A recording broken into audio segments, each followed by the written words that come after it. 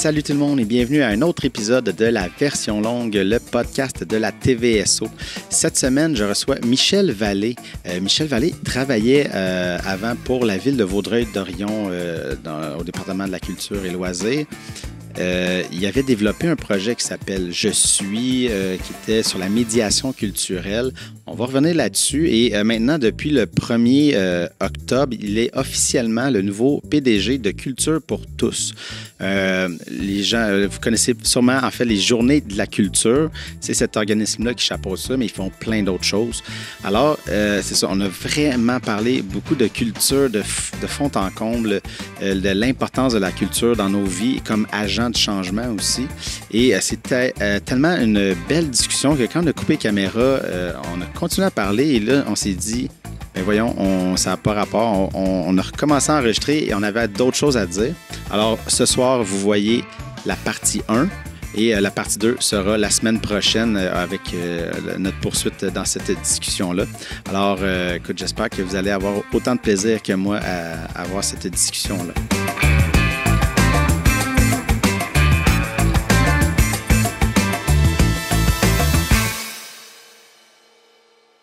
Michel Vallée, merci beaucoup d'avoir accepté mon invitation. Hey, merci à toi, Mathieu. Je suis tellement content d'être là. Je te l'ai dit hors d'onde, mais je veux le répéter. Tu étais sur ma liste dès le départ de ce projet-là. Mais là, bon, le début, c'était comme avant la pandémie. La pandémie a commencé, fait que ça a comme chamboulé ça. Puis après, j'ai appris en juin 2020 que tu quittais ton poste à la ville de Vaudreuil-Dorion. Ouais. Fait que là, j'étais un peu, bon, qu'est-ce qu'il s'en va faire? Là, fait que je t'avais mis un peu de côté. Et là, on apprend que tu deviens le PDG de Culture pour tous. T'es rendu un PDG, là. Hey, je suis rendu un PDG, c'est quelque chose. Attends, je vais me redresser un c'est petit peu. Non, c'est pas rien, puis c'est tellement... C'est ça, mais écoute, on va s'en parler, mais pour moi, c'est tellement une... comment je te dirais ça? C'est quelque chose de naturel. Que les gens qui me connaissent, quand ils ont appris ça, la seule réaction, c'était « Ah, ben oui. Ah, ben, il fallait que ce soit ça. » Ouais, c'est ça. Il y a comme quelque chose de naturel là-dedans. Mais écoute, on en reparle, je te suis. Je veux pas tout de suite en fait, je voulais rentrer tout de suite dans Culture pour tous, vu que là, c'est frais, là. Ben oui, parce que là, on est le 14, le 15, on est le 14, en tout cas, je sais plus. Mais t'es rentré officiellement en poste le 1er octobre. Fait que c'est tout récent, là. Je voulais avoir un peu ton pouls, comment tu te sens là, avec ce nouveau poste-là. Puis peut-être expliquer un peu aux gens, parce que Culture pour tous, c'est moins connu que Journée de la culture. Tu as tellement raison. Tu comprends? Si on dit Journée de la culture, là, les gens, on comprend, là, mais peut-être expliquer un peu, c'est ça, la genèse de qu'est-ce qui t'a amené vers ça. Ben, écoute, allons-y d'abord avec mon arrivée à Culture pour tous le 1er octobre. Ouais. En fait, je suis là depuis le début de l'été. Dans la transition des dossiers avec Louise Sicuro, ma prédécesseur, qui était la fondatrice. Exactement, qui a créé Culture pour tous, les Journées de la culture et Culture pour tous. Donc, les Journées de la culture ont été créées il y a 25 ans. Culture pour tous, l'organisme a été créé il y a à peu près 20 ans. Parce que les 5 premières années, ça s'appelait le Secrétariat des Journées de la culture. Puis après ça, c'est devenu Culture pour tous. Il y a d'autres programmes sur la démocratisation de la culture qui sont embarqués. Donc, ça s'est passé depuis le début de l'été. Transition des dossiers avec Louise, connaissance des équipes. J'ai commencé à travailler dans les différents dossiers à quelques jours semaine. Ça a été extraordinaire. J'ai découvert là une équipe extraordinaire, des partenaires superbes qui suivent la mission de Culture pour tous et qui l'ont à cœur, cette mission-là. Et donc, pour moi, c'est un beau privilège d'être là, donc depuis quelques semaines déjà officiellement, à quelques jours, officiellement, pour pouvoir continuer l'avenir de Culture pour tous. Culture pour tous, c'est quoi? Oui, c'est ça. C'était ma prochaine question. Tu me devances. Écoute, ça se peut que je fasse ça une couple de fois, tu m'arrêteras. Moi, c'est plus facile pour moi. Je suis juste là à t'écouter. Puis, on va avoir tellement de plaisir. C'est déjà parti, en tout cas. Culture pour tous, c'est un organisme qui a mis de l'avant la démocratisation de la culture, c'est-à-dire que la culture, ça appartient à tout le monde. Le nom de l'organisme le dit. Les Journées de la culture, c'est un des plus grands chantiers, un des plus grands événements qui existent dans le monde au niveau de la mobilisation d'un territoire comme le Québec. Et il y a le pendant Cultural Days au niveau du Canada anglais aussi. Je savais pas. Et donc, ça a été Culture pour tous avec les Journées de la culture, ont vraiment instauré quelque chose de puissant, c'est-à-dire une mobilisation citoyenne, une mobilisation des artistes, des milieux, les villes, les organismes culturels pour créer pendant une fin de semaine fixe à toutes les années, et c'est décrété par le gouvernement, par décret. Donc, cette date-là est arrêtée. De créer un mouvement culturel pour faire en sorte que les gens s'approprient leur culture et participent la voix et l'implantent de plus en plus dans leur milieu, dans leur collectivité. En fait, leur routine, dans leurs habitudes, en fait. Dans leurs habitudes, puis dans leur réflexe de voir ce qui se passe au niveau culturel sur leur territoire. Parce que dans toutes les municipalités du Québec, dans tous les villages, il y a des artistes, il y a des gens qui projettent la culture, des sociétés d'histoire, des passionnés d'art, des passionnés de toutes sortes de choses, de danse, de théâtre, qui amènent ça dans leur quartier, dans leur rue, quelque part dans les fêtes de quartier, par exemple. Et c'est ça qu'on veut célébrer. Ce qu'on veut célébrer, c'est une culture québécoise qui est unique, mais qui est en pleine transformation, avec l'arrivée d'un cadeau immense pour le Québec, c'est-à-dire l'immigration, qui fait en sorte que notre culture se redéfinit chaque jour. À chaque jour, la culture québécoise change parce que à chaque jour, chacun des citoyens québécois la change à sa façon. Et donc, c'est pour ça, moi, souvent, tu vas m'entendre parler, Mathieu, de ma culture québécoise et non pas de la culture québécoise. Parce que pour moi, la culture québécoise, ça appartient à chaque personne. Et on devrait être fier de parler de ma culture québécoise, celle que je peux influencer, celle qui m'apprend, celle qui me transforme. Celle qui me fait vibrer. Tellement. Parce que c'est ça d'une personne à l'autre, je veux dire, on n'a pas toutes les mêmes sensibilités. On peut aller chercher ce qui nous plaît. Tu sais, des fois, je pense que les gens ont peur d'aller dans des arts peut-être un peu plus, on va dire, hermétiques, je vais dire entre guillemets, mais les arts, les peintures, les trucs plus contemporains. Des fois, le monde, j'ai pas les codes, mais c'est pas tant d'avoir les codes que est-ce que en voyant ça te fait vibrer ou pas, puis si ça te fait pas vibrer, c'est correct. Ça veut dire qu'il y a autre chose, mais tu sais, c'est pas parce que tu vois un artiste, tu fais ça, j'aime pas que t'aimes pas la peinture. Tu sais, à un moment donné, faut juste. Mais c'est cet essai-là, je pense, qui fait peur, qui des fois, pas nécessairement peur, mais qui demande du temps, de l'investissement, tu sais. Ça demande du temps, de l'investissement, mais de la part des organisations culturelles aussi, pour se projeter dans sa communauté. Ça demande du temps et du courage aussi aux artistes de se protéger, écoute, beau lapsus, cela. Mais je veux dire de se projeter, mais en même temps de protéger, et c'est là que j'aime mon lapsus, de protéger leur démarche artistique. Parce que les artistes, pourquoi les artistes nous rejoignent autant? Pourquoi les artistes nous touchent autant? Parce que les artistes sont les grandes oreilles de notre collectivité, les grands yeux de notre collectivité. Ils voient ce qui se passe. Ils rebrassent ça, puis nous le servent. Pour pouvoir attacher nos réflexions ailleurs, pour pouvoir nous amener à prendre conscience de ce qui nous entoure. Les artistes sont des miroirs incroyables. Puis c'est ça que les Journées de la culture ont amené à travers le Québec. C'est des milliers d'activités en même temps pendant 3 jours. Pour venir, non pas uniquement dire, au Québec, il y a des journées, des activités comme ça, concentrées pendant 3 jours, non. Il y en a toute l'année. Mais de mettre le focus pendant 3 jours avec les médias, avec un projet mobilisateur qui fait en sorte qu'on se rend compte que finalement, la culture est partout et est pour tout le monde. Fait que c'est de là qu'est partie Culture pour tous.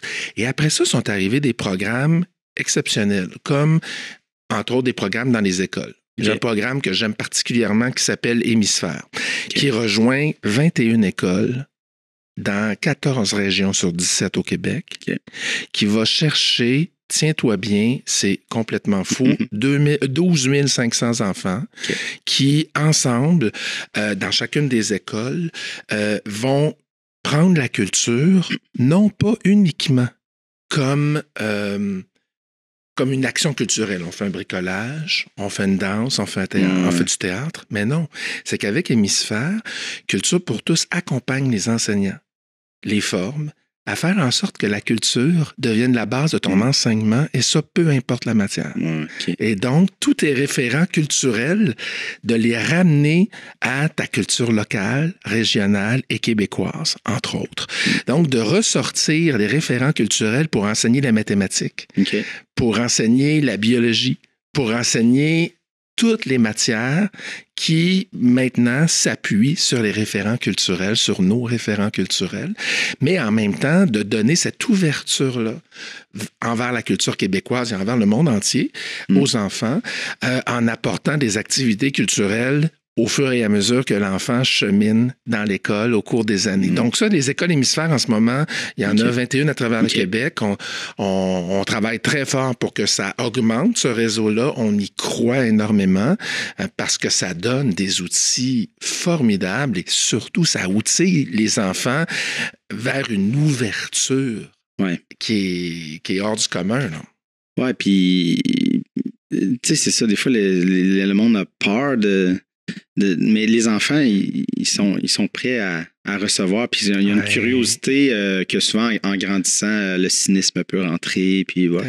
Mais les enfants, ils sont prêts à découvrir des choses. Tu sais, parce que je recevais récemment Madame Lefebvre de la Maison des enfants Marie-Rose qui me parlait qu'ils ont fait des soirées, puis ils ont montré c'était avec l'ONF, puis ils ont réussi à mettre la main sur des films pour enfants, mais d'Allemagne, puis de certains pays en Afrique. Puis les enfants, ils écoutaient, tu sais, il n'y avait pas de ah, ben là, c'est pas un film américain, c'est plate. Il y avait du plaisir parce qu'ils voyaient les enfants d'autres pays, puis leur réalité, puis quand même, qu'est-ce qui se passait dans leur village, puis ils étaient très curieux par ça, tu sais. Mais tu sais, la curiosité et la créativité, quand on est, on l'a. Ouais. C'est après ça que la société nous entre dans des cadres, dans des moules. J'ai rencontré dernièrement, il y a à peine quelques jours, Marcel Sabourin, le grand Marcel Sabourin. Oui. Et au groupe où on était, il nous a expliqué à quel point, pour lui, l'enfant naît avec tout ça et que la société, plus hier qu'aujourd'hui, il faut le dire, mais on cadenassait à peu près tout ce qu'on a comme spontanéité, comme créativité, et qu'aujourd'hui, notre mission collective, c'est d'ouvrir, et là, je prends les mêmes gestes que Marcel avait, d'ouvrir notre cerveau, d'ouvrir notre cœur, d'ouvrir nos yeux, d'ouvrir nos tripes, de tout ouvrir et de redevenir cet enfant-là qui avait cette spontanéité-là qui des fois dérange, qui des fois questionne, qui des fois nous rend mal à l'aise, mais qui fait en sorte que notre société est ce qu'elle est. Si les artistes réussissent à nous faire voir tout ça, c'est qu'eux ont des trucs de débloquer que nous, on n'a pas encore. Et c'est là l'agilité, le côté formidable de travailler avec des artistes, de côtoyer des artistes pour revenir à cette créativité-là qu'on a tous. Puis c'est pour ça que il y a un autre élément de Culture pour tous dont je veux te parler qui, moi, m'a touché depuis 20 ans, en fait, qui est, avant même que je sache qu'un jour je deviendrai PDG de l'organisme, qui est la médiation culturelle. Oui, ben, ça, c'est un de mes points. Je vais y arriver. Parce que quand... c'est un terme qu'on entend de plus en plus, mais tu sais, quand on regarde, tu sais, on entend médiation culturelle, il y a quelque chose qui est pas nécessairement sexy dans le terme, tu sais. C'est clair. La médiation, tu sais, c'est quoi? Quand on parle de médiation, souvent, on parle de conflit en justice. D'un couple qui se sépare et qui vont en médiation. Puis là, tu dis, ben, OK, médiation culturelle, qu'est-ce que c'est ça? Écoute, je te dirais que dans le milieu, on a arrêté d'essayer de définir la médiation culturelle.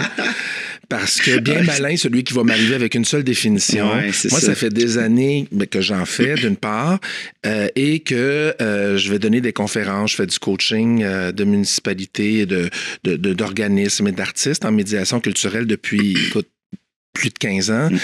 Et je dis toujours, dans le début de mes présentations, que je leur dirai pas c'est quoi la médiation culturelle. Je vais leur parler de celle que j'ai choisie. OK.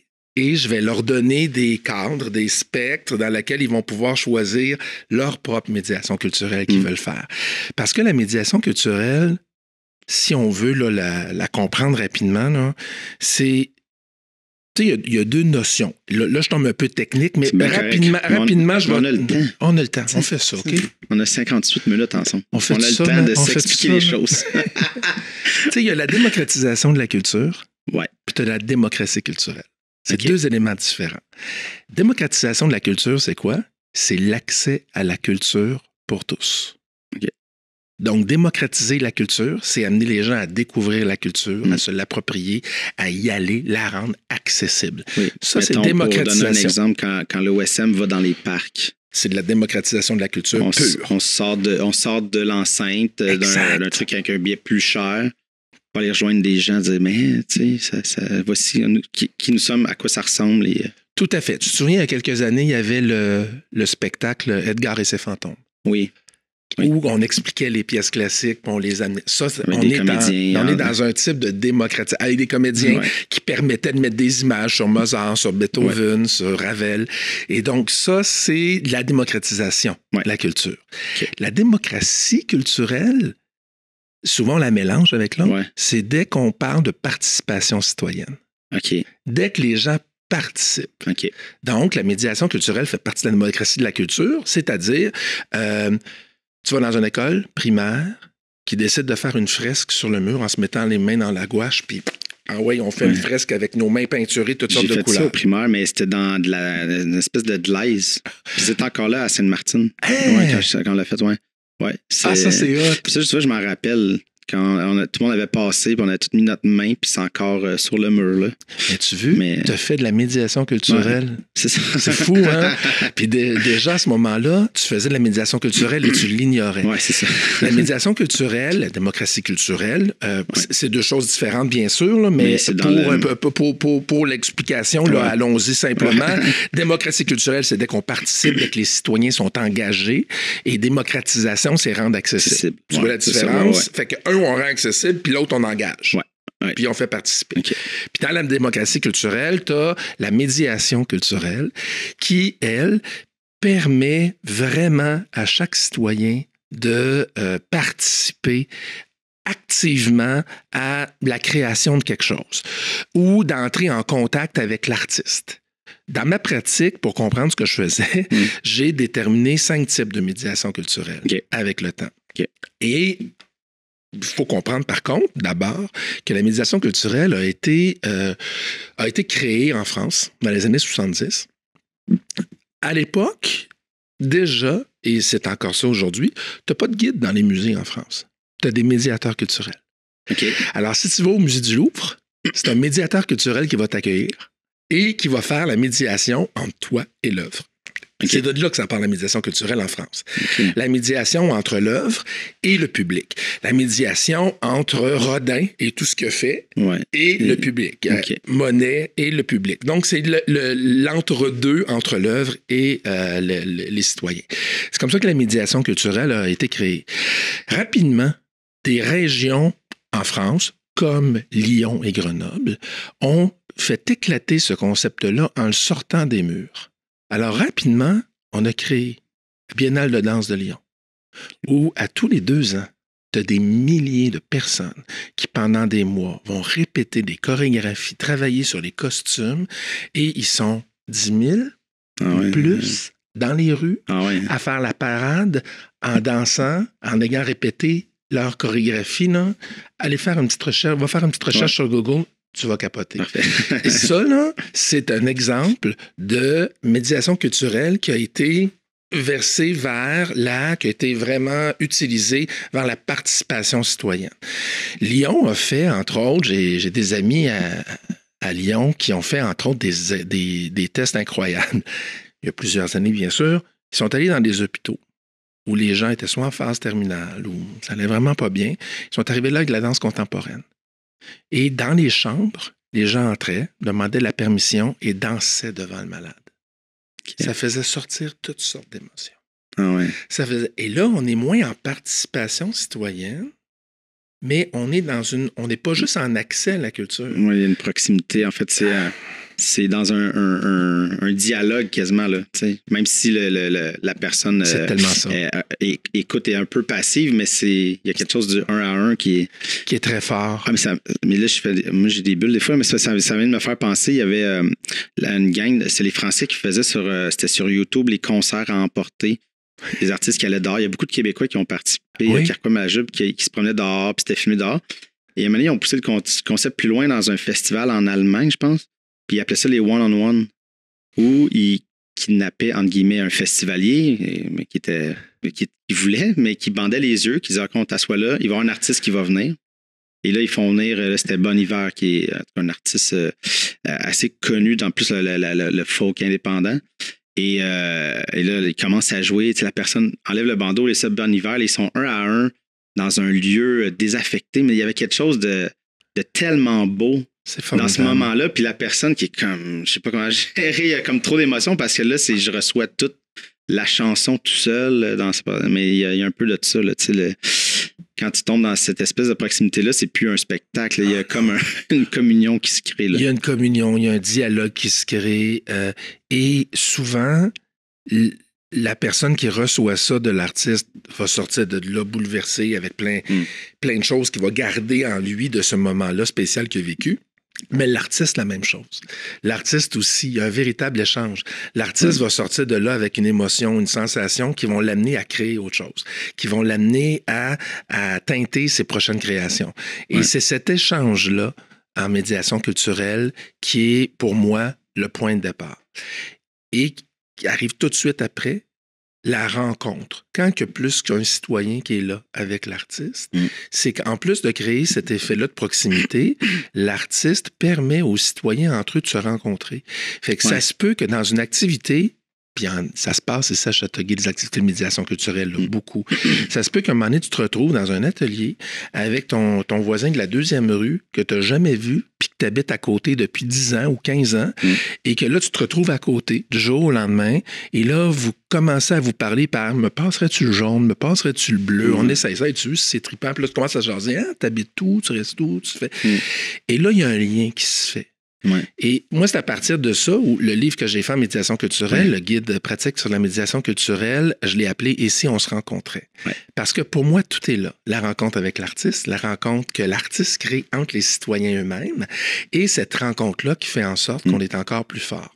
Et c'est pour ça, tantôt, j'en reviens aux 5 types de médiation culturelle. Parce qu'en France, on était dans l'œuvre aussi et que, bon, j'ai beaucoup de partenaires et de liens aussi avec la France. J'ai établi mes 5 titres comme passif et actif. Mais c'est pas un jugement de valeur, c'est un fait simplement. Donc, tu as le spectateur qui, tu es dans la salle, tu applaudis et l'échange entre le public et l'artiste s'arrête là. Un peu comme ce que je parlais tantôt dans les musées. Tu vois l'œuvre, tu l'apprécies, quelqu'un te l'explique, tu es là comme spectateur. L'étape supplémentaire au niveau de ton... de comment tu vas ressortir grandi de l'expérience, c'est l'étape supplémentaire, c'est l'accessibilité. Si, par exemple, tu es un enfant qui vient d'une famille qui ne l'a pas facile financièrement et que non, tes parents ne sont pas capables de te payer un show à Noël ou un show n'importe quand dans l'année pour pouvoir profiter de ça. Et la ville a, par exemple, un programme pour donner des billets aux clientèles défavorisées qui ne pourraient pas se payer de spectacles comme ça. Souvent, je prends l'exemple de Trois-Rivières qui est fabuleuse. Souvent, Trois-Rivières, ce qu'ils vont faire, c'est qu'il y a un programme où, avant même, ils travaillent avec des organismes communautaires, ils donnent des billets, mais mettons que c'est des billets en danse contemporaine, ils vont faire un atelier sur place, chez l'organisme, pour dire aux gens c'est quoi la danse contemporaine, puis donner des exemples, puis faire de la danse contemporaine ensemble, triper et s'amuser autour de la danse contemporaine pour la comprendre, pour comprendre les codes. On en a parlé tantôt. Les fameux codes. Mais pour comprendre les codes, pour comprendre... Et là, la personne se retrouve au spectacle d'un billet qu'elle n'aurait pas pu se payer, qu'elle a eu un accompagnement le fun, pour pouvoir comprendre les codes. C'est extraordinaire ce qu'elle va en récolter. Donc, première étape, spectateur. Deuxième étape, accessibilité. Troisième type de médiation culturelle, pour moi, c'est la rencontre avec l'artiste. Après une pièce de théâtre, les acteurs sont sur scène avec le metteur en scène, répondent aux questions du public et posent des questions au public. Tu vas dans l'atelier d'un artiste aux Journées de la culture, tu le vois peindre dans son atelier, dans son garage, et là, tu peux jaser avec. Ça, c'est la rencontre avec l'artiste. La journée ou la minute que l'artiste prend un pinceau et te le met dans les mains, là, tu deviens un artiste. Donc là, je tombe à mon quatrième type, où là, tu collabores avec l'artiste à la création de l'œuvre. Tu co-crées une œuvre. Ça, c'est la forme de médiation culturelle la plus connue. Et celle qui est le plus. Faire une fresque sur les murs, des gens qui participent à une création de danse, du théâtre amateur, des chorales, c'en est ça. Parce que tu as des professionnels qui sont là, chefs de chœur, musiciens, qui accompagnent. Qui encadrent la... Puis... Exactement. Ça, c'est de la médiation culturelle pure. Puis c'est ce qui se passe très, très souvent. Quand on veut asseoir les groupes ensemble pour qu'ils apprennent à se connaître, ben c'est ça. On va leur donner un projet collectif de création. Même si on n'est pas un artiste, c'est pas grave. C'est une création collective qui devient le prétexte à la rencontre. Fait que ça, c'est le fameux type de l'artiste. Et finalement, il y a l'agent de changement. L'agent de changement, c'est quoi? C'est quand tu fais ça, tu as les deux mains dedans avec l'artiste et ta gang, mais tu veux passer des messages pour changer les mentalités dans ta ville, dans ta communauté. Tu fais une action où tu parles aux personnes âgées puis que tu leur demandes de s'exprimer sur la violence faite aux aînés. Sur la solitude qu'ils vivent. Et là, tu vas plus loin que ça, tu invites des adolescents à prendre ça en note, à illustrer ça et à créer avec les aînés une exposition qui va changer des mentalités. Ça, ce type de médiation culturelle-là est de plus en plus présent au Québec et dans le monde. C'est celle qui a un impact social majeur. Et je t'en parle parce que j'ai plein d'exemples qui me bousculent en tête. On pourra en donner, là, mais j'ai plein d'exemples qui me viennent en tête, qui se bousculent en moi plutôt. Et écoute, j'ai les frissons, là, parce que ce type de médiation culturelle-là amène la communauté à s'approprier sa communauté, à s'approprier son monde, puis à s'approprier et sa culture, mais je te dirais le développement moi, je veux faire quoi de ma ville, moi? Je veux que ma ville soit quoi dans 10 ans? Je veux-tu que les enfants continuent à se faire taxer à l'école ou je veux faire quelque chose pour que ça arrête? Savais-tu que la culture peut faire ça? Peut faire en sorte que ça change. Ça, j'en suis persuadé. Puis là-dessus, j'ai des exemples d'ici au Québec. On en a fait beaucoup, oui, à Vaudreuil-Dorion, mais Châteauguay en fait aussi, Montréal en fait beaucoup, Trois-Rivières, Québec, beaucoup de villes au Québec en font, Longueuil, Saint-Jean-Richelieu, Saint-Hyacinthe, toutes des choses qui se font beaucoup, et aussi à travers le monde. J'ai eu le privilège, il y a 1 an et demi à peu près, de présider le jury du prix international des villes éducatrices, qui est aux 2 ans, qui est lié à l'UNESCO, qui est un comité international basé à Barcelone et qui donc a fait un appel de projets de villes à travers le monde qui faisaient des projets en éducation et culture.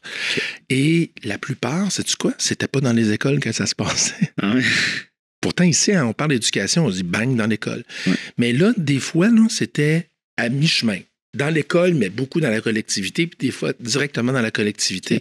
Écoute, j'ai un projet là, où la base de l'éducation des enfants en histoire et en patrimoine, là, au Portugal, à Terras Vedras, ils ont décidé que c'était les aînés qui allaient devenir le pivot, le lien, la base de toute l'éducation en patrimoine pour les enfants. Donc, des auteurs qui ont rencontré des aînés, qui ont fait raconter leurs histoires. Ils ont pris des notes, sont partis avec ça, ils ont rencontré des enfants. Il y a un enfant qui se voyait donner l'histoire d'un aîné en particulier et l'enfant avait la responsabilité d'écrire le livre de la vie de l'aîné. Il rencontrait l'aîné, il échangeait avec lui. Ces livres-là ont été remis aux aînés, écrits et dessinés par les enfants. Ces livres-là sont devenus des pièces de théâtre, sont devenus des défilés, sont devenus des livres, les livres bien sûr, des pièces chantées, du chant choral. Et pendant 1 an, toute la base de l'histoire du patrimoine part des mémoires des aînés. Regarde, c'est exceptionnel, ça. Mais là, tu touches le multigénération. Tu sors les aînés de leur isolement. Tu donnes aux enfants l'opportunité de s'ouvrir sur les générations, sur ce qui s'est passé avant eux et de s'approprier encore plus leur ville, de la connaître encore plus. Il y a des couches là-dedans, là, c'est incroyable. Mais ça, c'est le genre de projet qui change des vies, qui change les communautés. À Chihuahua, au Mexique, il y a un quartier qui avait des gros problèmes de criminalité. Alors, ce qu'ils ont décidé, c'est qu'ils sont rendus à une trentaine, si je ne me trompe pas, de fresques sur les murs des maisons des gens. Okay. Donc, les artistes et les gens de chacune des maisons ont fait des immenses fresques. Okay. Ce quartier-là est devenu un musée à ciel ouvert où on retrouve aujourd'hui une trentaine d'œuvres et les citoyens sortent de leur maison fiers pour pouvoir décrire les œuvres, rencontrer les gens. « Hey, j'ai fait ça avec ma petite fille, puis avec moi. » Puis c'était l'artiste qui nous a aidé à faire ça. La criminalité, qu'est-ce qu'elle a fait? A pris ses pénates, puis sont allés ailleurs. Ah ouais. C'est complètement fou et on ne se rend pas compte à quel point la culture peut faire ça. Moi, je regarde juste ce que fait le Fil d'Ariane à Montréal. Oui. Depuis 40 ans. T'imagines plus de 40 ans. C'est complètement fou, là. Le Fil d'Ariane, et je sais pas si tu les connais, c'est en déficience intellectuelle. Ouais, c'est ça. Okay. Et ils apprennent à tisser et à créer leurs propres œuvres. Et encore aujourd'hui, à peu près de 50 ans, ça continue. Ouais. Ça continue. Il y a des exemples comme ça, les impatients également, qui, toujours avec les handicaps intellectuels, en santé mentale, il y a tellement de choses qui se font au Québec. En danse contemporaine, Emmanuel Joute, entre autres, a fait des choses hallucinantes. Ronnie Désir, pour ne pas la nommer, qui, depuis les derniers mois, je suis tellement content, depuis qu'elle a gagné Grand Prix du Conseil des arts de Montréal, a été projetée sur la scène nationale. C'est une danseuse incroyable, une chorégraphe incroyable, une médiatrice culturelle d'exception. C'est tous des choses qu'on ne connaît pas nécessairement, qu'on ne sait pas, mais la culture change des vies, Mathieu, je te le dis. Moi, quand on me dit « Michel, arrête de t'énerver, t'es pas un médecin, t'es pas un chirurgien », c'est vrai. Ouais, mais la culture change des vies, puis sauve des vies pareilles. Oui, mais en même temps, je suis un peu tanné de mais tu sais, on sauve pas des vies, mais mais oui, tu sais. Mais en même temps, si on était 8 millions de Québécois chirurgiens, ça irait pas si bien non plus avec le. Il manquerait de patients. C'est ça. Il manquerait de patients, mais en fait, c'est ça, je t'écoutais parler, puis je suis comme ça te passionne, mais c'est plus qu'une passion, c'est comme. Je t'écoutais parler, puis j'étais comme, mais ça vient d'où? Ça partit où? C'est toi, cette flamme-là pour cet amour, puis ce désir-là pour la culture, en fait, parce que. Ça vient de. Écoute, ça vient de loin. Tantôt, je parlais du Fil d'Ariane. C'est drôle parce que c'est pas un exemple que je sortais naturellement dans mes conférences, dans mes présentations, puis ça fait depuis quelques jours seulement que j'ai pris conscience de l'importance du Fil d'Ariane, parce qu'il y en a plein d'autres exemples que je donnais aussi, qui étaient excellents aussi, mais pourquoi le Fil d'Ariane? Parce que quand j'étais petit, à Télé-Québec, il y avait des... comment t'appelles ça, là, avant, il y en avait beaucoup plus qu'aujourd'hui. Ouais. Des pauses. Des pauses où on voyait des... excuse-moi, des... j'essaie de des pauses en images ou en musique, parce que là, l'émission avait fini trop tôt, puis avant que l'autre commence. Des intermèdes, excuse-moi. Des petits intermèdes entre les émissions pour... c'est ça. C'est ça, il y avait des intermèdes entre les émissions, des fois, pour pallier. Je me rappelle... Et un des intermèdes qui m'avait marqué, puis je devais avoir à l'époque peut-être 12 ou 15 ans, c'était le Fil d'Ariane. Okay. On voyait déjà à l'époque les petites mains travailler, puis on voyait les grandes fresques créées avec le petit point de laine de ces œuvres-là du Fil d'Ariane. Et ça m'avait beaucoup marqué. Je suis né à Salaberry de Valleyfield, dans le quartier Nord, qui à l'époque était un quartier quand même assez rough. Pour ne pas dire très dur. Et comme beaucoup d'enfants au Québec, je me suis retrouvé souvent dans la position de me faire frapper, de me faire pitcher dans la rivière. On déchirait mon linge, on envoyait mon sac qui flottait à côté de moi dans la rivière. Mais je suis pas le seul à avoir vécu ces choses-là. Et en vieillissant, j'avais cette rage-là de dire, mais qu'est-ce que j'ai comme outil, moi, comme jeune adulte, pour faire en sorte que ça arrive plus. Pour éviter ça au plus d'enfants possible. Puis je voyais les aînés autour de moi, pas dans ma famille directement, mais dans mon quartier, dans le quartier nord, qui l'avaient rough, puis qui étaient mis de côté. Puis des fois, il y a des claques qui partaient. Puis cette injustice-là a nourri ce que je suis devenu aujourd'hui. Et je me suis dit, mais qu'est-ce que je peux faire pour changer ça? Puis avec les années, je me suis dit, moi, ce que j'ai entre les mains et ce qui me passionne, c'est la culture, fait que je vais l'utiliser à ça. Quand j'ai commencé à travailler au Musée de Société des Deux-Rives à Valleyfield, qui est devenu aujourd'hui le Museau, ouais. Et donc à la ville de Salaberry de Valleyfield aussi, rapidement, j'ai commencé à créer des projets pour rassembler les jeunes, les aînés. Et le premier projet comme tel que j'ai fait, on parle de 2003 à peu près, dans ces eaux-là, 2003-2004. Ça s'appelait « Ma ville, ma vision, mon avenir » avec le Museau, qui s'appelait à l'époque l'Écomusée des Deux-Rives. Et avec partenaire, le PRAC, qui à l'époque, c'était le partenaire pour la revitalisation des anciens quartiers. Aujourd'hui, les mots ont changé, mais le PRAC est toujours là. Julie Bergevin, avec qui j'ai travaillé à ce moment-là, on a créé ensemble un projet où on est allé chercher des jeunes qui n'arrachaient. Puis pendant 6 mois, ces jeunes-là, on les engageait 5 jours par semaine. On avait une cohorte de 10 jeunes par année. On a réussi à faire 3 cohortes. Et ça s'appelait « Ma ville, ma vision, mon avenir ». Et entre autres, ce qu'on a fait, c'est qu'on leur a mis des caméras dans le cou pour aller prendre en photo leur vision de la ville. C'est devenu un livre, c'est devenu une exposition. Ils ont eu des formations sur comment faire le design du livre, les expositions. Il y a une douzaine d'artistes qui les ont suivis tout au long du processus du 6 mois. Mais en même temps, on allait au Café des Deux Pins pour qui aident à donner de la nourriture à ceux qui n'en avaient pas.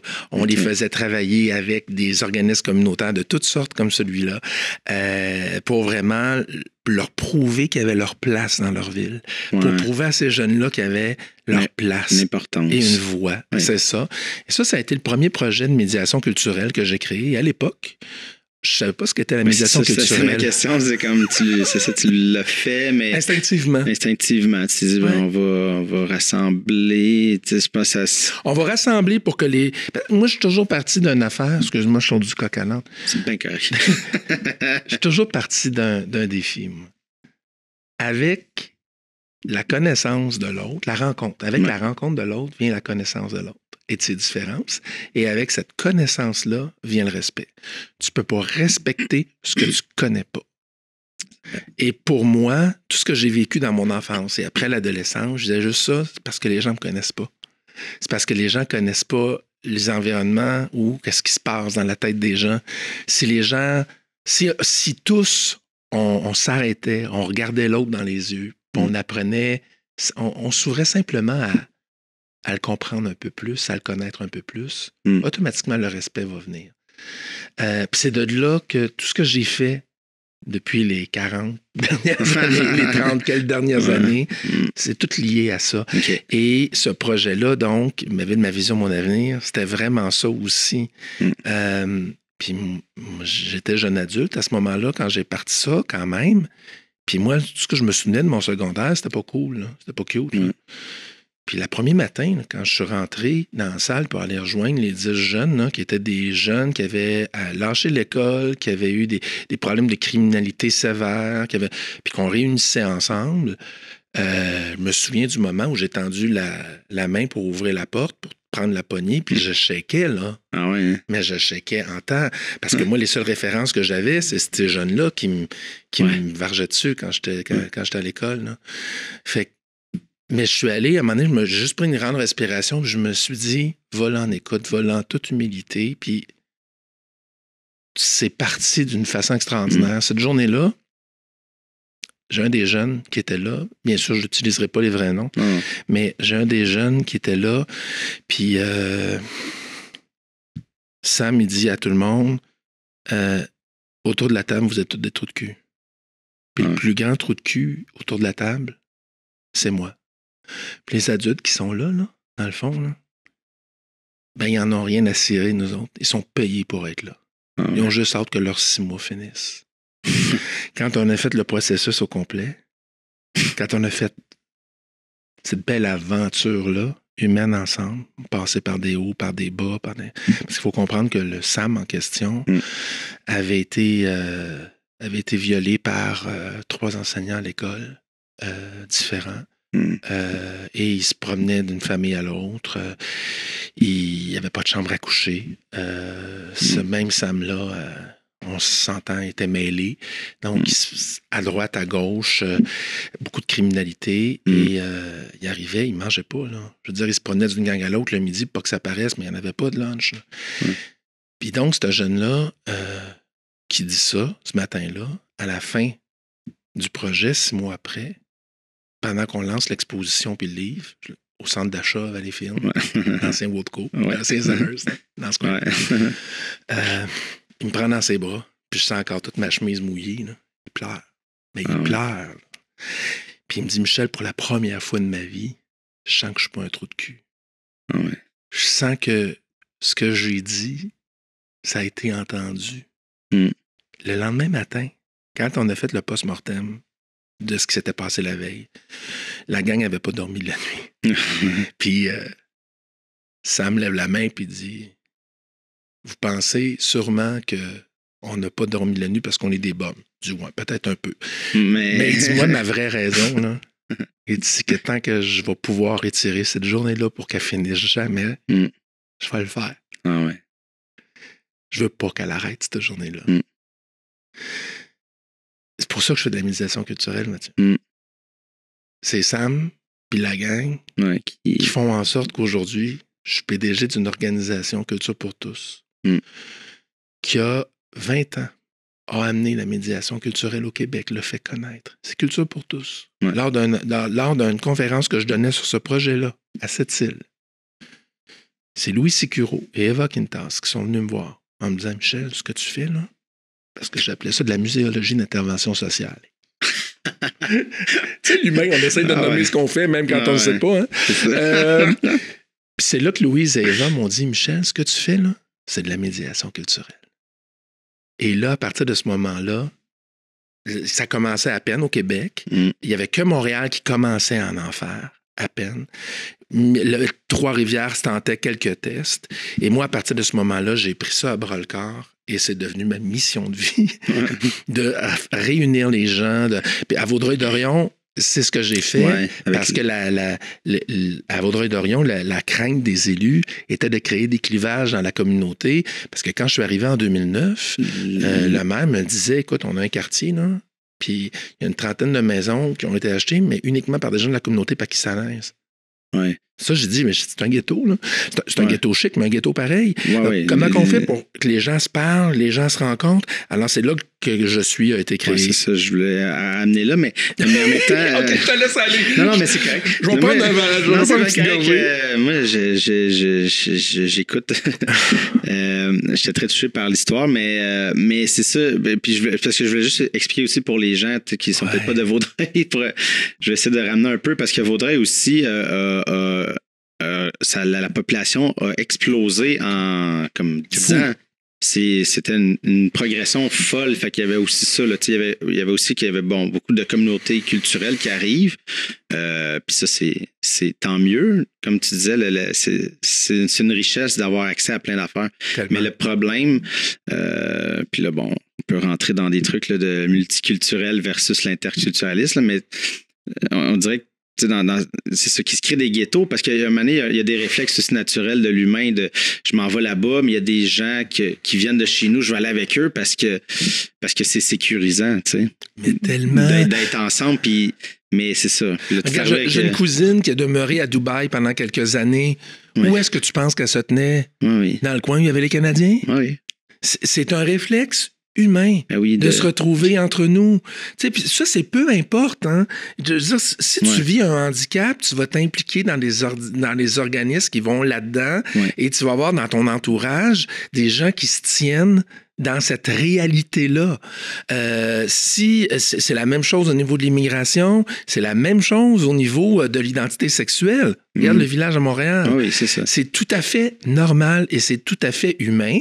Et ça a du bon. Je dis pas que c'est pas bon. Au contraire, c'est important. Mais ce qui est important, c'est de ramener la balance. Ouais, c'est que ça existe, c'est sécurisant, on a besoin de la bouée. Oui, mais que ça ne finisse pas avec un mur vraiment fermé, que là, ben, je reste là parce que ma bouée est très sécurisante. J'aime tellement ton image, c'est tellement bon ce que tu viens de dire, Mathieu, il ne faut pas que la bouée devienne un mur. Ouais. Oui. Il faut que ça reste une bouée. Ça reste une bouée, c'est là. De flottaison sécurisante, puis qu'à un moment donné, pouf, tu fais une coupe de brasse de nage à droite ou à gauche. Exactement. Mais il ne faut pas que ça devienne un mur. Et les élus avaient peur que ça devienne un mur à Vaudreuil-Dorion parce que ce que tu disais, très vrai, j'ai pas en tête le chiffre exact, mais si je me trompe pas, c'est de 17 à 36 000 habitants en même pas 20 ans. Là. Et moi, quand je suis arrivé, on était autour de 23 24 000 à Vaudreuil-Dorion, puis 10 ans plus tard, quand j'ai quitté, on était rendu 40. C'est ça. C'est fou, là. Oui, ça a explosé, là, ce secteur-là. Fait que c'est sûr que là, en plus, c'est ça. T'as des gens qui sont là depuis longtemps, bon, Vaudreuil, et là, ça explose à 40 000, mais c'est sûr que si tu passes de 12 à 40 000 en peu importe d'année, ces gens-là se connaissent pas, ils n'ont pas le niveau d'appartenance à cette patente-là qui est la ville. Puis c'est pour ça, quand je suis arrivé en 2009, je me souviendrai toujours lors de l'entretien d'embauche, j'avais dit, connaissez-vous la médiation culturelle? Il m'avait dit non, ça commençait aussi. Puis j'avais dit... Ça, c'était 2009. 2009. Puis j'avais dit, écoutez, je vais vous expliquer en 5 minutes c'est quoi la médiation culturelle. Puis si ça vous tente, je suis votre homme. Si ça ne vous tente pas, on aura une super discussion ensemble, mais je vous invite à continuer vos rencontres parce que je ne suis pas celui qu'il vous faut, parce que moi, c'est ça que je veux faire. Et quand ils m'ont appelé pour me donner le mandat, l'emploi, ils m'ont dit, Michel, on ajoute à tes mandats celui de la médiation culturelle. Donc, j'ai eu les coups des franches et rapidement, moi, les semaines qui ont précédé mon arrivée, j'avais fait plusieurs recherches, j'étais allé me promener beaucoup dans la communauté. Puis moi, j'avais 2 dames qui m'ont parlé. Une dame plus âgée qui m'a dit, Michel, l'ONU est en train de pousser dans ma cour. En voulant dire, je ne reconnais plus ma ville. Dans 1 an maximum, je quitte. Je ne me reconnais plus. Puis l'autre personne, c'est une dame d'origine pakistanaise qui me dit, qui avait une garderie, puis qui me dit, Michel, moi, j'ai peur de vous faire peur. Je vous dérange. Quand j'arrive avec mon voile, je vous dérange. Fait que je veux pas vous déranger. Fait que je reste dans mon coin, puis on reste dans notre coin. Alors, c'est là que je suis né. Pourquoi je suis? C'est je suis 3 petits points. Pour moi, c'est les 3 petits points qui sont importants parce que ça appartient à chaque personne. Je suis quoi dans ma communauté? Je suis qui dans ma communauté? Puis pourquoi je peux aller au nous? C'est que je trouvais ça trop important que la conscientisation commence par moi. Qu'est-ce que je fais pour le groupe? Oui, c'est ça. Moi, dans la collectivité. Pas moi, là. Moi, je suis qui dans ma communauté? Je suis quoi dans ma communauté? Je fais quoi? Je suis un père de famille de 2 adolescents que j'adore. Je suis emballeur à l'épicerie. Je suis présidente de compagnie. Je suis ma communauté. Je suis ma ville. Et c'est de là qu'est parti Je suis. Et quand on l'a lancé, en 3 mois, on a fait 70 actions de médiation culturelle en 3 mois. On était fous. Parce que rapidement, je voulais rendre le projet mature pour voir ce qui marchait, ce qui ne marchait pas. Et rapidement, on a fait des choses extraordinaires et des choses très simples. Je te donne 2 exemples. Une des plus simples, une des plus... comment je te dirais ça? Une des plus complexes, mais les 2 avec des résultats immenses. Je commence avec la complexe. Lors de la présentation à la Chambre de commerce, la région de Vaudreuil, Soulanges, je présente ce qu'on va faire avec Je suis et je lance l'invitation en disant « J'aimerais ça travailler avec le secteur de la santé. S'il y a des gens dans la salle qui m'entendent, je veux travailler avec le secteur de la santé. » Puis moi, je faisais des appels aussi en parallèle. Et à un moment donné, 2 jours après, j'ai Marie-Julie McNeil, qui est intervenante communautaire à ce moment-là au C3S, qui m'appelle en disant « Michel, j'ai entendu ton message. Je veux qu'on se parle. » Elle se présente. Elle dit, moi, je travaille avec un groupe en deuil périnatal. Donc, qui ont perdu un enfant à la naissance, pas loin. Et je suis arrivé au bout de mes outils. J'ai toujours les mêmes résultats et je me suis rendu compte que si je voulais des résultats différents, il fallait que j'aille un outil différent. Et j'ai l'impression que la médiation culturelle, telle que tu l'as décrit, pourrait m'aider. on fait-tu quelque chose ensemble? Au début, c'était pour faire venir une pièce de théâtre qui existait déjà à Montréal. Finalement, ça n'a pas marché. Puis je disais à Marie-Julie, on va créer quelque chose ensemble. Et là, on a assis autour de la table des médecins, des infirmières. Il y avait un couple de parents qui représentaient les autres parents. Il y avait un groupe de 23 parents, mais dans les premières tables de discussion, on en avait un. Il y avait des artistes autour de la table. Il y avait la ville, C3S. Et là, on a bâti un projet en 3 temps. Premier temps, l'artiste Madeleine Turgeon a créé une œuvre de mosaïque avec les parents endeuillés.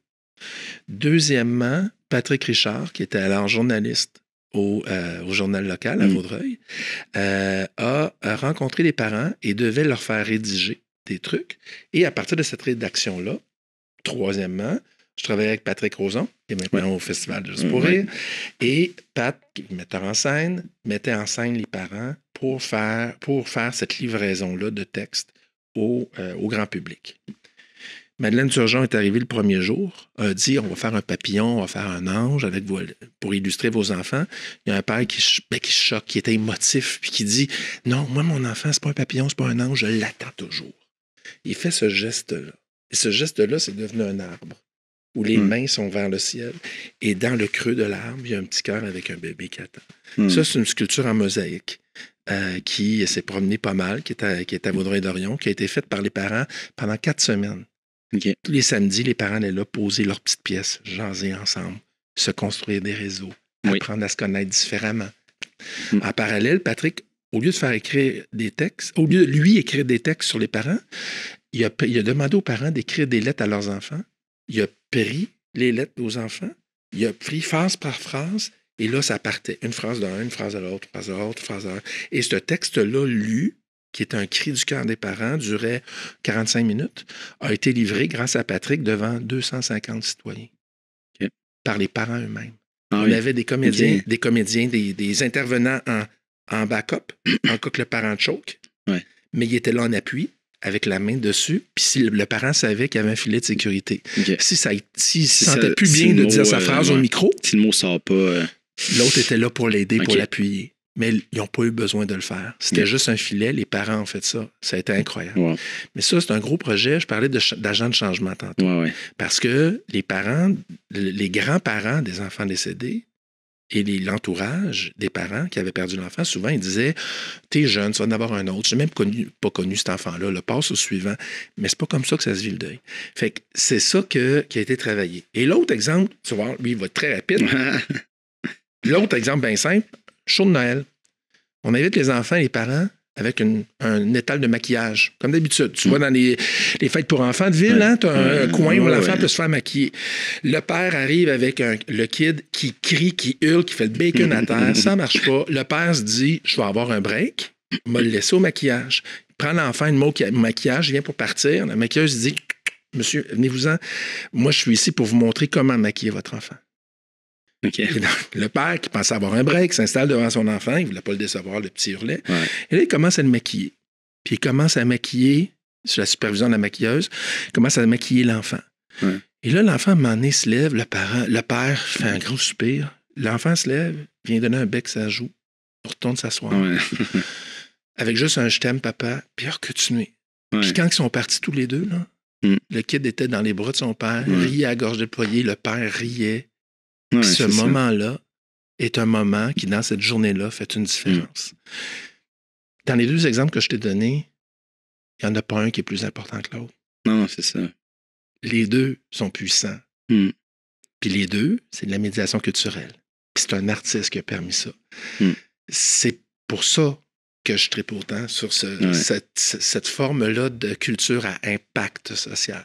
Et c'est pour ça qu'aujourd'hui, je suis vraiment fier de diriger un organisme avec une équipe formidable qui fait ça dans la vie, qui fait la promotion de ça dans la vie. Parce que c'est ça, dans le fond, parce qu'il nous reste plus beaucoup de temps, mais je vais juste rapper un peu la patente, mais bon, la culture pour tous, c'est ça, on connaît les journées de la culture, on n'a pas besoin d'en reparler, mais avec le reste de l'année, c'est plus, c'est quoi, il y a l'affaire avec les écoles, mais c'est où c'est du support à des initiatives, où il y a de la la création de... Il y a différents projets qui sont mis, comme en ce moment, il y a le prix Charles Biddle qui va être remis dans les prochains jours, qui est un prix aux artistes issus d'immigration. C'est géré par Culture pour tous, donc en partenariat avec le ministère, le MIFI, ministère... je vais le dire tout croche. Je suis vraiment... De l'immigration... c'est ça. En tout cas, ce ministère-là, allez faire un petit Google. Je m'excuse auprès du MIFI, nos partenaires, je vous aime. Mais donc, c'est ça. Donc, le MIFI, donc le ministère de l'immigration, entre autres, qui a mandaté Culture pour tous pour ça. Donc, on fait ça. Il y a Hémisphère, mais il y a également plein d'autres projets auxquels on participe. Il y a un groupe de recherche en médiation culturelle au Québec, qu'on connaît peu, qui s'appelle l'Observatoire des médiations culturelle, qui est associé à l'INRS, à l'UQAM, à d'autres institutions également. Ça a été co-créé par Culture pour tous. Et cette année, on est co-directeur de toutes les recherches en médiation culturelle qui se fait à l'Observatoire. En parallèle également, il y a d'autres projets magnifiques. Les Journées de la culture, c'est large. Il y a le volet scolaire des Journées de la culture, moi, qui m'émeut toujours beaucoup. Chansons à l'école, ça te dit quelque chose, Mathieu? Non. Écoute, je vais faire un petit Google. Allez faire ça à la maison, un petit Google. Chanson à l'école, cette année, c'était Ariane Moffat qui a écrit une chanson à notre commande et qui a été chantée dans plus de 1200 écoles. Du Québec et de la francophonie canadienne, on en a même à l'extérieur du pays, qui se sont appropriés cette chanson-là. Et pour les Journées de la culture, les enfants de toute l'école chantait cette chanson-là. Cette année, Ariane Moffat a fait cette chanson-là qu'elle a enregistrée avec l'Orchestre symphonique de Montréal pour célébrer les 25 ans des Journées de la culture. Et l'année dernière, c'était Damien Robitaille qui était là. D'autres années, il y a eu Élie Sapi, il y a eu Corias, il y a eu les Sœurs Boulay. Et pour moi, ce projet-là qui rassemble des centaines de milliers d'enfants, c'est énorme. C'est énorme, énorme. Et ça fait en sorte que la culture arrive à la maison, puis continue à se faire parler, tout ça. Les parents, sont tannés un peu d'entendre les enfants toujours chanter la même tune pour la répéter, là. Mais blague à part, la culture entre directement dans le cœur des enfants et des familles. Donc, c'est ça, Culture pour tous, c'est ces programmes-là. C'est beaucoup de l'avant pour la démocratisation de la culture et la démocratie culturelle, donc la participation citoyenne. Donc, on va travailler beaucoup dans des projets de cet ordre-là. J'arrête ici. J'invite les gens peut-être à aller faire un petit tour sur le site Internet de Culture pour tous. Allez voir ça, puis regardez aussi dans vos villes, vos villages, restez à l'affût de ce qui se passe. Et puis écoute, on déborde là. Et j'avais plein d'autres affaires que je me disais on aurait pu jaser, mais on se reprendra une autre fois. Parce que comme moi aussi, la culture, ça me fait vibrer. Puis c'est important pour plein de raisons. Mais tu sais, des fois, juste de vivre une émotion ensemble. Puis là, je vais rentrer là-dessus, là, parce qu'avec la pandémie, on l'a vécu depuis le spectacle. Là, mais c'est pas juste. C'est ça. Il y a ce besoin-là d'être dans une salle et de vivre quelque chose tous ensemble, mais on va falloir... Puis tu te rends compte aussi que sa culture est partout. Tu sais, quand tu vas dans la rue, là, que tu vois une œuvre d'art public dans un parc, là, c'est de la culture, l'architecture qui t'entoure, c'est de la culture. C'est de te rendre compte que la culture rythme ta vie. Oui, tout le temps. Tout le temps. Tout le temps. On va se laisser là-dessus. Merci beaucoup, monsieur. Merci à toi, Mathieu, vraiment. Merci à toi, Mathieu.